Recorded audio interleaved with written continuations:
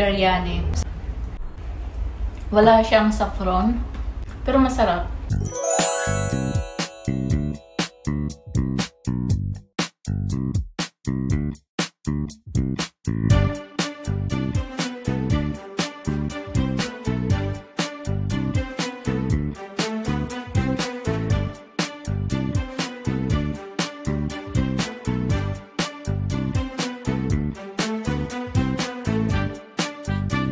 Hi guys! May nilip siya rin kape.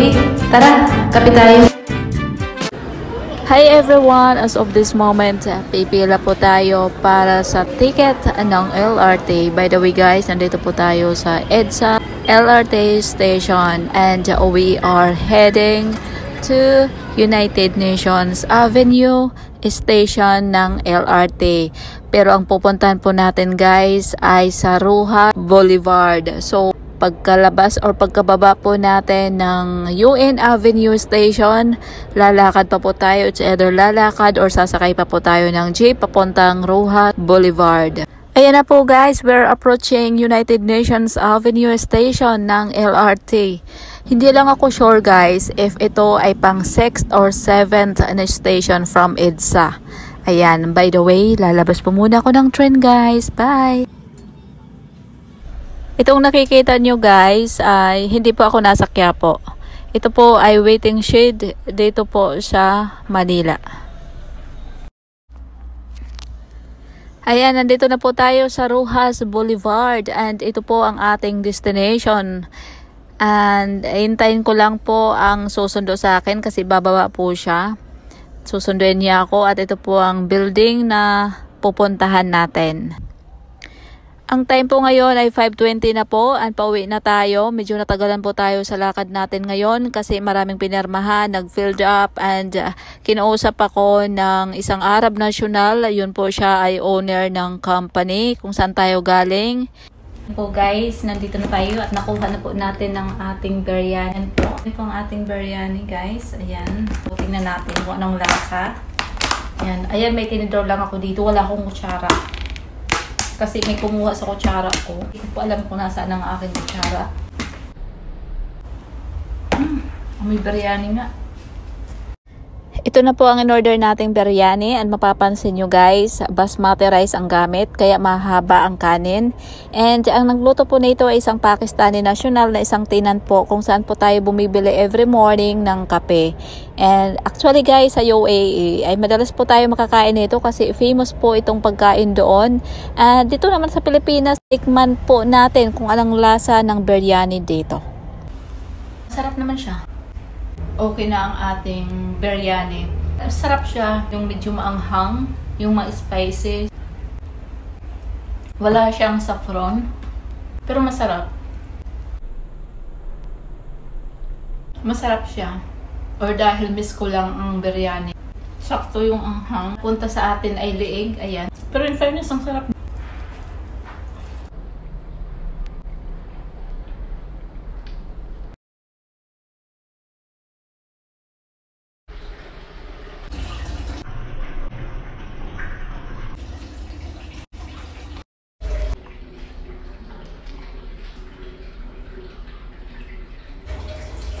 So, iyan guys, nakakain na po tayo. 75 pesos ay lagyan niya ng 2 slices na chicken. Ay yung rice, estimate ko, 1 cup. Sakto yung anghang, yung lasa. Siguro dahil na-miss ko lang or na-miss ko yung biryani, okay. Pero overall, parang hindi po ako masyadong. Iba pa rin, pagkakain ka ng pagkain Pinoy, parang gusto ko pang bumili ng pagkain.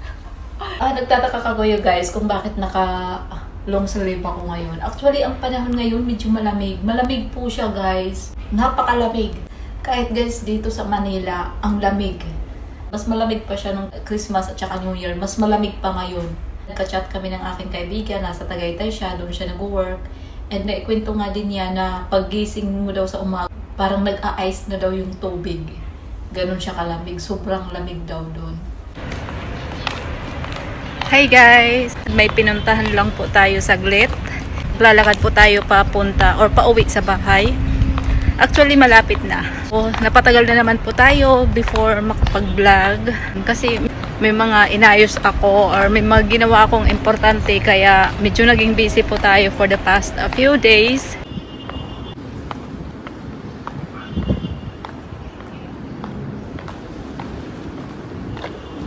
Kalalabas ko lang ng bahay, guys. Alam nyo, ang time ko ngayon mga 12:10, and ayan, may mag akong dala at bibili ako ng kape. Tanghaling tapat, magkakape tayo. Pag bumibili po ako ng kape dito, ay nagdala lang po ako ng mug. Although mayroon naman po silang disposable cup dito, pero prefer ko po na magdala lang po ng mug. And choice ko yon. Kasi pag bumibili po ng kape dito is kasama na po yung mainit na tubig. Kape. So ayan po, guys, ito na po ang ating kape. Ang pagkakape talaga, guys, wala sa oras. Anytime, anywhere, pwede ka magkape. Umaga, tanghali, gabi, hapon, ganon. Talagang hinahanap-hanap ng katawan natin ang kape. Oh, yeah. Yan, coffee is life. Kaya guys, tara, kape tayo. Hi guys, may nilip siya rin kape. Tara, kape tayo. Hi guys, may importante tayong lakad ngayon. Napakabilis, kaya lang medyo malayo. Kasi sa Manila tayo pupunta. Papunta tayo ngayon pupunta po ako, or may pupuntahan po akong importanteng lakad ngayon. Another day, and as usual, guys, nandito naman po tayo sa LRT, and ang time po ngayon ay 11:35 in the morning. And pag naghihintay talaga ako ng train, guys, ay nandito ako sa my female area. Yan. So as of now, medyo konti ang passengers. And by the way, guys, we are heading to Quirino Avenue Station ng LRT. So, yan, nandito na nga po tayo sa Quirino Avenue, guys. And samahan niyo po ako, baba lang po ako.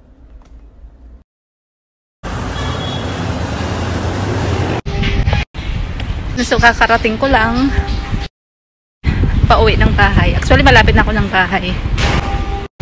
Ng time ay 3:30 ng hapon. Umalis ako kanina sa bahay, I think mga 10 or 10:30.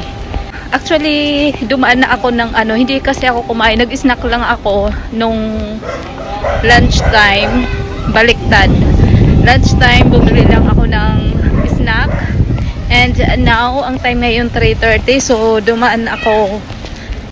Bilihan ng mga pagkain at ito. Ayan, so bit-bit ko. May dala din po tayong payong, but since hindi naman masyado mainit, kasi hindi na ako nagpayong. Hinihingal ako. Ayan. Tapos, pagdating ko ng bahay, kakain. Lunch, 3:30. Nauna ang snack natin kaysa sa lunch. Okay lang yon. Super lapit ko na sa bahay. Ayan.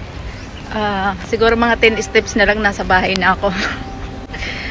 8% na lang ang cellphone natin, guys.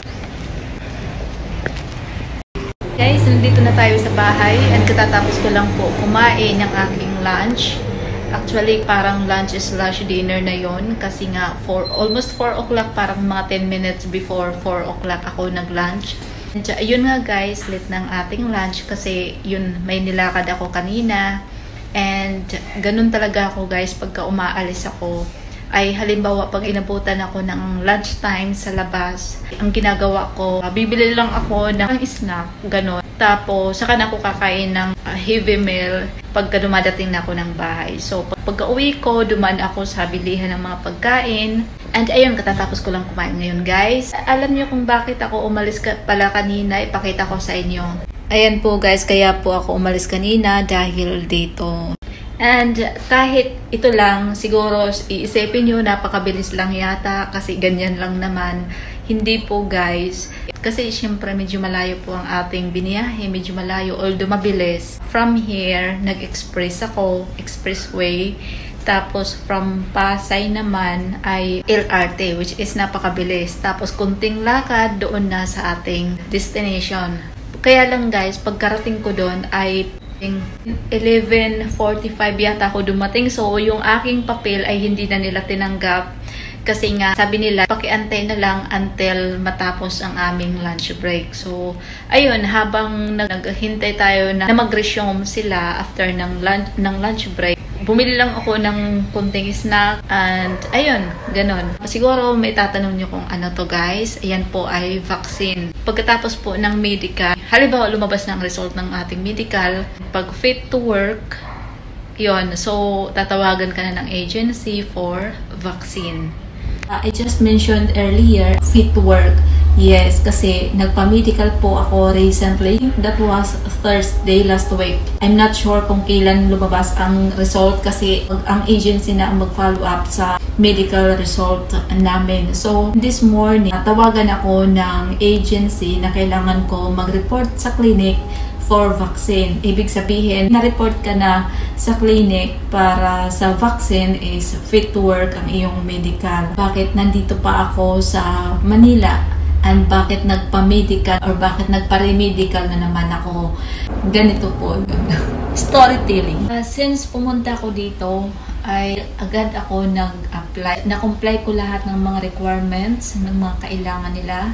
Yung first ay medyo, sasabihin ko na lang complicated at nag-withdraw ako doon sa agency na yon. Second is nag-reapply ako direct sa UAA.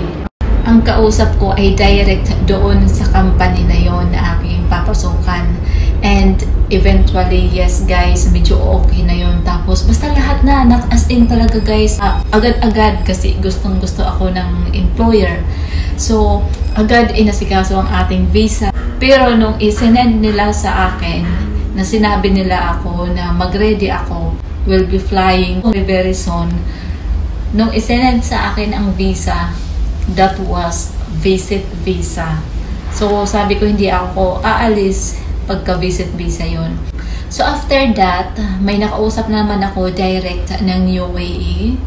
Tapos, yun, agad na naman process ng visa. Tinawagan pa ako noon na if I am ready to fly this week, sabi pa. Sabi ko, ganun by next week na. Kasi may aasikasuhan lang ako. Sabi, sige, sige.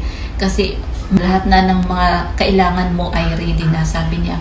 So, ibubuk na lang po tayo. So, kailangan ko po malaman kung ready na ako. Kung ready na daw ako mag-fly this week. Nung time na tinawagan ako. So, sabi ko, hindi po ma'am. By next week na lang po.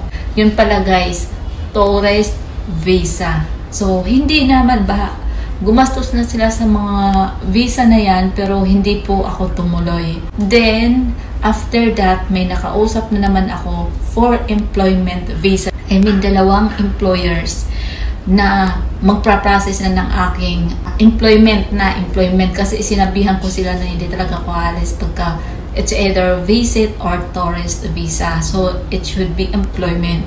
Sabi ko, so na-process na, nauna lang yung isa ng siguro 1 week, tapos may tumawag sa akin na naisip ko na may mga bagay na kahit pilitin natin ay hindi po talaga nangyayari. We have to trust the process, trust God. May mga bagay na gusto natin pero hindi ibibigay sa atin kasi mas deserve natin ng mas maganda at doon tayo dadalhin. So, just trust God and trust the process.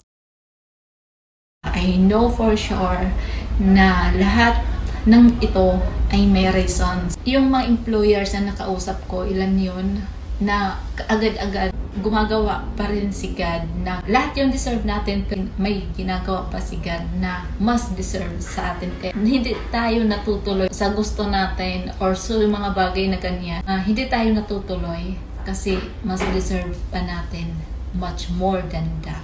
So, we have to trust God and trust